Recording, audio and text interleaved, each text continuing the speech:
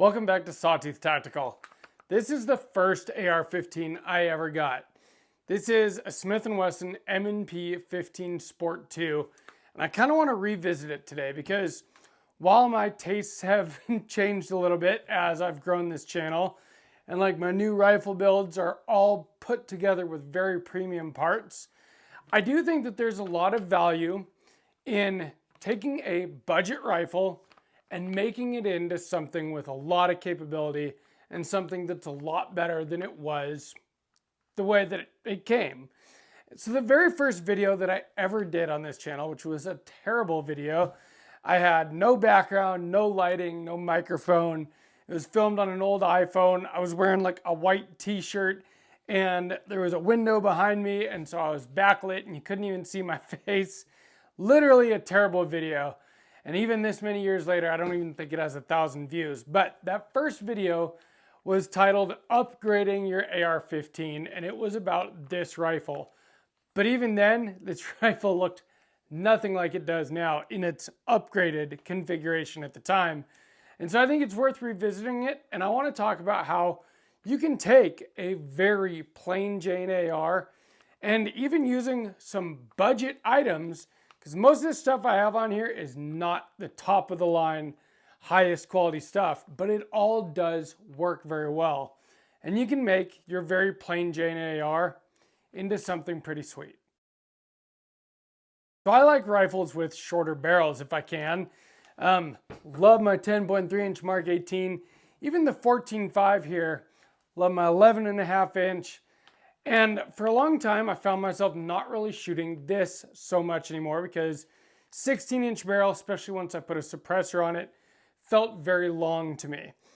But I've kind of been falling back in love with this old M&P Sport 2 lately because I've been testing some different optics on it. I had like a 4-16 longer range scope on it for a while. Then I had a digital night vision scope on it. And very recently, I've gone back to the 1:6 LPVO with offset red dot, and the rifle feels a lot lighter with this optic setup. I mean, still not very light with all the stuff that's on it, but compared to with some of the other setups that I had on here, and I've kind of been falling back in love with this old 16-inch rifle. And a lot of people out there buy a 16-inch rifle for their first AR, and for good reason. Well, not for good reason. It's actually a stupid reason.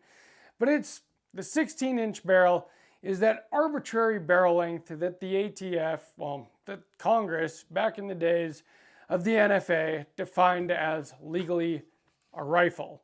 And so a lot of people first getting into this get a 16-inch barreled rifle. That's what I did. I had no idea at the time that you could even get a shorter one. So, and a lot of people get a budget AR for their first AR, and I don't think that there's anything wrong with that.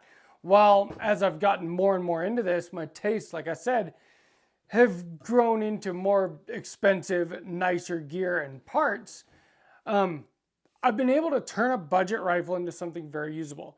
And so I want to talk about what you can do with something like this. Whether you have an M&P Sport 2, like this one was, which I think they actually just recently discontinued. So maybe you have an M&P Sport 3 now, which has a few differences, and we'll talk about them. Or whether you have a PSA or a Delton or something, I don't think that you need to get rid of a rifle like that. You can turn it into something sweet. And so let's get into it real quick here. I'm going to talk about some of the parts that are just things that every rifle should have, and then some stuff that'll make your cheap rifle really just much more usable and feel and shoot better. So the first biggest thing, every gun needs an optic, a light, and a sling, or at least every rifle, AR-15. And so this one, the optic setup that I have on here is the SIG Tango MSR 1:6 power LPVO. You don't see a whole lot of LPVOs behind me, and I have used some nicer LPVOs, and they do make a big difference. But the Tango MSR is very usable, especially in the 1:6 configuration, because you don't have so much magnification that the lack of glass quality just doesn't seem to affect it as much. And honestly, for the price, I think the glass quality in this is really good. So you get 1:6 power magnification, but I like having an offset red dot with an LPVO so that if you do have your magnification up, you need to engage a target closer up, you just cant your rifle over and use your 1-power red dot. It makes it much more usable. And this red dot, kind of a budget red dot too. This is the Osight from Olight. They sent it to me to review, and honestly, it's been working great. Speaking of Olight, like I said, optic light sling. This is the first rifle light that I ever bought. It is also an Olight, an Odin. And you know what? It still works, spray paint and all. And so I've kind of kept this as a budget setup to remind me where I came from. Now, while this rifle I feel punches way above its price point, something else that punches way above its price point is the sponsor of this video, which is, of course, Aura. Now, we've been talking about Aura on this channel for about a year now, and for good reason. All I can give you is my personal experience with it, and my personal experience has been really good. So as soon as you sign up for Aura, it's basically an app. It takes a couple minutes to set up, and they go online after you get yourself set up, and they find everywhere where your information has been leaked over your lifetime online, and they go out there, they find all the data brokers that have your information, and they submit opt-out requests on your behalf, which gets all of your information off of the internet. And then you stop getting spam calls and you stop getting scam calls.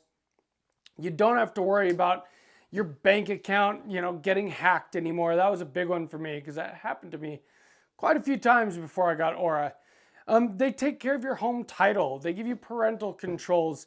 They do all this online security stuff for you, all in one little app, and it's only $12 a month. And so that's what I mean, where it punches way above its price point. But at the same time, if you use my link down below, aura.com/sawtooth-tactical, or if you scan the QR code on the screen right here, you get to try it out for 2 weeks, 14 days, absolutely free, and decide if it is right for you or not. And if it is, yeah, 12 bucks a month after that. That's like less than 50 cents a day for peace of mind when you're online. You get a VPN, so you can browse the internet anonymously and securely. It's pretty sweet. But again, try it out for free for 14 days, 2 weeks, using the link, first link in the description or in the pinned comment, aura.com/sawtooth-tactical. Now back to the rifle here. And we're gonna move a little bit quickly because I don't want this video to get too long. As far as the sling goes on this, I've got a cheap sling that I got from Amazon. I really like the Vickers Blue Force gear slings, and I use that on all my newer builds. But you know what? This sling has worked fine as long as you have one that you can tighten or loosen on the fly and that you can hook into your QD sockets, you'll probably be fine. But you can get a pretty good sling for not much money too. But we're gonna go over what I've got on this because I do have cheap parts on this, but cheap parts that work. Now, the biggest thing that changed this rifle was the handguard. This used to have the little 2-piece plastic clamshell handguard that you get on the most basic AR-15s. This is a 15-inch Aero Precision Atlas R1 handguard. M-lock at the 3, 6, and 9, Picatinny on top, so you can mount your lights, you can mount a vertical foregrip, which you can do on a 16-inch rifle, totally legally. And I do like a vertical foregrip. It puts your finger, your thumb right where your light switch is, and it's something to pull the rifle back into your shoulder. But I think a real long M-lock handguard is very important. Now, the M&P Sport 3 comes with a full-length M-lock handguard. So if you get that, you don't even have to worry about it. Now we're kind of going to go tip to bite here just because we're here. I do have on this a muzzle device that is a suppressor mount. Now whether you are ready to get a suppressor or not, if you're going to change out your muzzle device, make sure you get one that can be a suppressor mount. Whether you want a brake, a flash hider, whatever you feel like you want, just get one that's a suppressor mount, because if someday you decide that you want to run a suppressor, well then you won't have to replace another muzzle device. You'll already be ready. So this is a Silencer Co. ASR suppressor mount muzzle device. It works great, and I run the Otter Creek Labs Polonium K on here, which even as far as suppressors go, 600 bucks. Kind of budget suppressor that punches, again, way above its price point. This can is awesome. So now moving back, we've already talked about the optic. Let's get into the actual meat of the rifle. So I'm still running the original barrel and bolt carrier group in this. If there's one more thing I would do to this, I would be getting a new barrel. I would get one with a twist rate for higher grain rate bullets, and also one with a mid-length gas system instead of the carbine length gas system that comes in this gun. And there's nothing wrong with carbine length, but mid-length does feel better, smoother. The recoil impulse is just more manageable. And all the rifles that I build now that have longer barrels, like my 14.5-inch mid-length gas system, it does make a big difference. But with the carbine length gas system, you can still really help your recoil impulse by choosing the right buffer system. And the buffer system that I choose is the Geissele Super 42 system. I've got it in all of my 5.56 ARs. In this 16-inch, the Super 42 H2 seems to be perfect when I'm running it suppressed, and it really does kind of make that more jolty recoil impulse that you get from the carbine length gas system. It tames it quite a bit and kind of helps with the added back pressure that you get from the suppressor.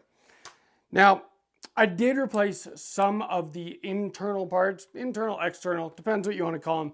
I do have a Radian safety on here, Radian Talon, 45-degree ambidextrous safety, and a Radian Raptor charging handle, because I really like the Radian stuff, and to me, it's worth spending that extra money for it. This rifle isn't ambi, but I have a Magpul bad lever on it, which basically gives me the same functionality as the ambi lowers that I have on here, the ADM and the Griffin, but for like 20 bucks or whatever these bad levers go for. People talk about, having NDs by having something in your trigger guard. I've had bad levers on this gun and my 11.5 for years. They're never even close to coming to having a negligent discharge with them. So I don't think that's something that you have to worry about as long as you're paying attention to what you're doing. You just push down on it. You're not pushing into the trigger guard. But I do want to talk about the trigger. This is the Geissele SDE trigger. It's my favorite trigger. I've got it in a bunch of my ARs, and it is worth the money. So it's got a very smooth take up and like a 1.8 pound crisp candy cane like break that is amazing. And so taking a cheap AR like this and replacing the trigger with a good Geissele 2-stage trigger, it'll make shooting longer distance precision shots much easier, because you can prep it to the wall and then break the trigger so easily without pulling your sights off target. It makes a huge difference. But if you want to just go fast, you can run it like a single stage too with a very short reset. It's an awesome trigger. All of Geissele's triggers are awesome. The SDE just happens to be my favorite. If you like a single stage, the SSP is good too. It's what I got in my 300 Blackout.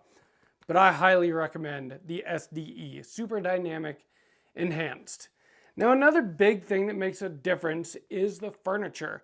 So I really like these B5 stocks. As you can see, B5, B5, B5, B5, B5, B5. I've got B5 stocks on all of my ARs. And my favorite grip is actually the B5 Type 23 grip. This one has, I believe it's a Mission First tactical grip I got a long time ago. And it has a similar, more vertical grip angle like the B5. And so it works well for me, and I haven't felt like I've needed to replace it. But changing out that furniture makes a huge difference. Add a vertical foregrip to that, and you've got a rifle that you can just maneuver and control much more comfortably and much more easily. So that's about it. That's really all of the major changes that I've done to this thing. Nothing really Gucci about it, but it's so much more usable than it was in its stock configuration with, just basic AR with a red dot on it. Now I could shoot longer distances with the 6-power LPVO. I can run it suppressed. The recoil impulse is pretty dang good. The furniture feels good. The trigger is fantastic. Ambi 45-degree safety, a charging handle I can actually get a hold of, a real handguard. These things make an otherwise, not that a basic AR isn't usable, but it makes a basic AR much more usable. like honestly, I don't mind using this thing at all. Now, of course, using a, $4,000 or $5,000 rifle build with all top of the line parts, you can feel a difference when you're shooting it. But if you've got yourself a budget basic AR, making some upgrades like this, and you can do them over time. Like I did this stuff over a long period of time, and in fact, it went through different iterations that were totally stupid and ridiculous before I knew any better, before it got to this kind of final iteration. And then of course, the final thing was the paint job, which you might as well do. And I did it myself. This is a Rattle can paint job. Rust-Oleum camo colors, OD green, flat dark earth, black, and like brown. And it was not that difficult with a stencil that I got off Amazon. I'll put a link down below to that stencil, and you can do a paint job just like this on your AR and make your basic bitch AR into something that doesn't only function much better, but also looks way cooler at the same time. The thing about this M&P Sport 2 is it's been totally reliable. And so while I will never say it's just as good as like my dream rifle build or my Mark 18, it's a heck of a lot better than it was the day I bought it. And I actually really enjoy using it, running around and shooting at the range with it. And in fact, it's pretty dang accurate. With a 16-inch barrel, this is kind of the gun that I shoot longer distance stuff with. And I've had no problem hitting steel out to a few hundred yards with this, honestly, very easily.